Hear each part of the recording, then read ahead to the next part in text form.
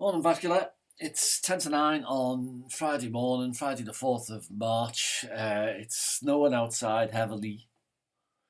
Um, and away we go. Right, a couple of things about next week's content. I've just been through and taken a look. Everything seems to be working okay. I'm not getting as many. I'm not getting as many inquiries, Chris. This doesn't seem to be working. That doesn't seem to be working as I used to get. Um, I think my standard two answers: change browser, change machine.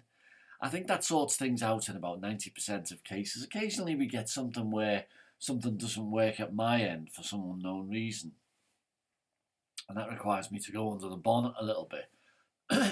But there's a less and less incidence of that now. So, excellent. Um, so, I've checked everything through. That seems to be working okay. This week is an odd. We were starting on the aorta this week. Now, I've got a number of different speakers. I've got a surgeon, speaking about the experience of performing aortic surgery. Interesting talk that was. That was a real interesting one. They're all interesting, in their different ways. But one of the things I liked about Robin's talk was that when we were talking about aortic aneurysm resection, I remember this procedure from theatre. Your emergency leaking aneurysm was the condition that most of us feared most in the working in the operating theatre, because it was just chaos. Number one, you were working against the clock. This is minute sensitive surgery. The longer you leave it, the less chance the person has of coming out of this, first of all, alive, but then unscathed. So everyone's primed for it, so we'd all be ready to go. We'd hear something coming through A&E. There's something on the way up that looks like an aneurysm on the way, and we'd all be terrified. And the first thing that you tested worked was your suction, because as soon as you went into the abdominal cavity, the cavity used to just fill up with blood. Once the pressure had been taken off, holding the blood in, it would just zoom up and you couldn't see a damn thing. You could not see a damn thing. Yeah. So you'd need, and this is where you checked your equipment first. You would have two suction machines ready to go. They'd go in.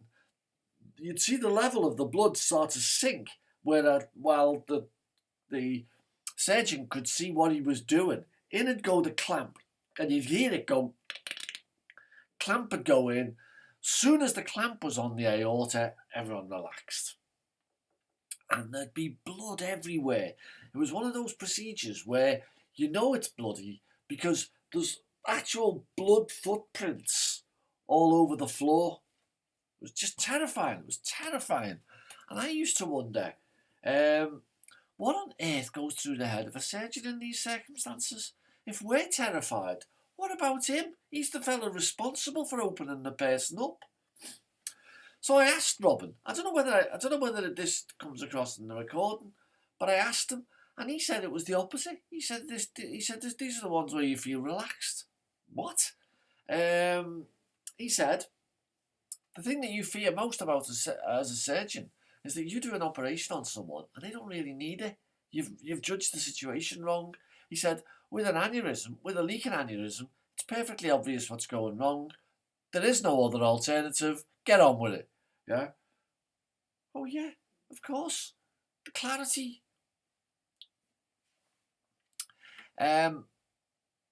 So there we have Robin Calderwood talking. Excellent, great fella. Liked him a lot. The other person I've put up there, I would have liked to have got to talk to this person personally, but yeah, I've tried and it never came off, right? On your behalf. But then I found from the Liverpool Heart and Chest Hospital Regional Specialist Centre, I found a thing that appeared on YouTube by a Mr. Oo. Now the thing about Mr. Oo is this. I don't know anymore, right? I don't know anymore. But when I was an intensive care nurse, in the regional specialist cardiothoracic centre, I knew who I would have had operating me, pretty much. There was a scale. Yeah, I'd like him first, then him, then him.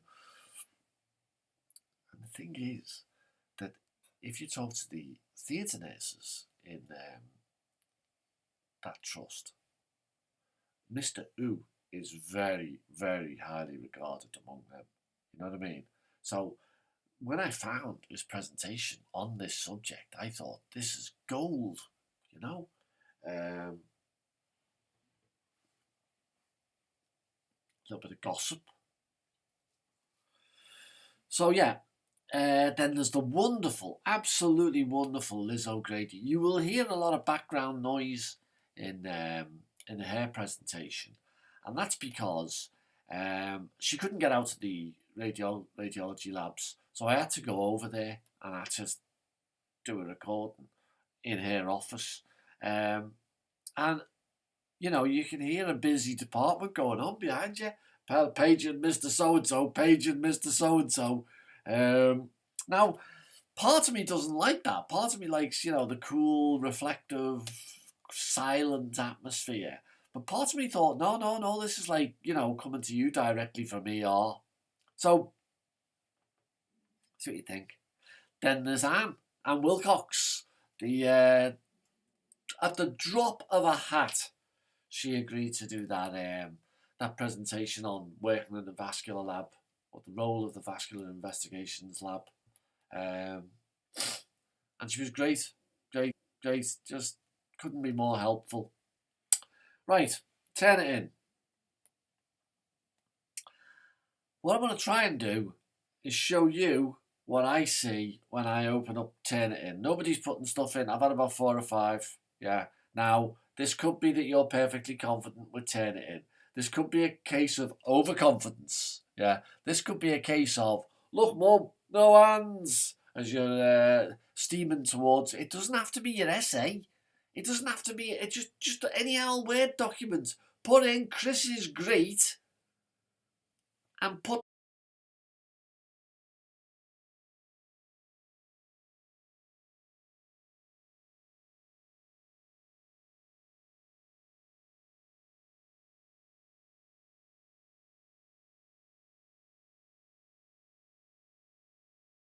that up just so you know how the system works. Don't be ringing me on the day. Now, the discussion group. I would say pretty much you are the chattiest group I've ever had. Don't know why, there you are. I'm getting loads of stuff put up on. Have a look at it. Have a look at it yourself on the discussion board. Yeah, particularly, you found the fetal origins of late disease stimulating. And I'm not surprised because it challenges so many of our assumptions, doesn't it?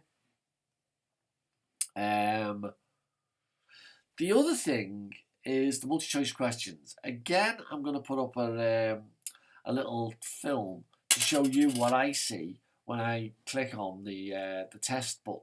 And I've blanked out all your names, but you'll be able to see the response rate that I'm getting from the multi-choice questions. Again, you are the most cooperative group, I believe, that I've ever had. So well done for that. Facebook, the Facebook group. Nice one, Michael. Nice one. Michael put a thing up about a Doppler device. Weird looking thing. Yeah, I've never seen one, but nice one for being on top of it. And the other person to put something up is an ex-student, Maeve Prendergast. Shouldn't have named it, should I? But there you are. Maeve, who put something up about a lymph conduit. I was astonished by that, by the way, by the size of the damn thing, considering the amount of fluid it's got to take. Little tiny stringy thing. I'm going to be doing a recorded interview on April the 1st with Maeve over Skype. What I'll be doing is she lives in Ireland, and I shall be recording an interview on the subject of lymphedema that that should be entertaining. I've done a number of these so far, and I'm trying to. I always sound a bit tense in them because I'm conscious that it might fall over. But what I want to do this time is to try and sort of try and control my enthusiasm so it sounds as though she's in the same room as me. But I'm looking forward to that one. That's technically easier than you'd think, and so enjoyable to do. So there you are. At 10 minutes 11 seconds, I shall speak to you next week if I don't speak to you before. Time's winged chariot is flying off. Essay's on the way. The later that you leave it, the less feedback I can give you. Think about that. Bye now.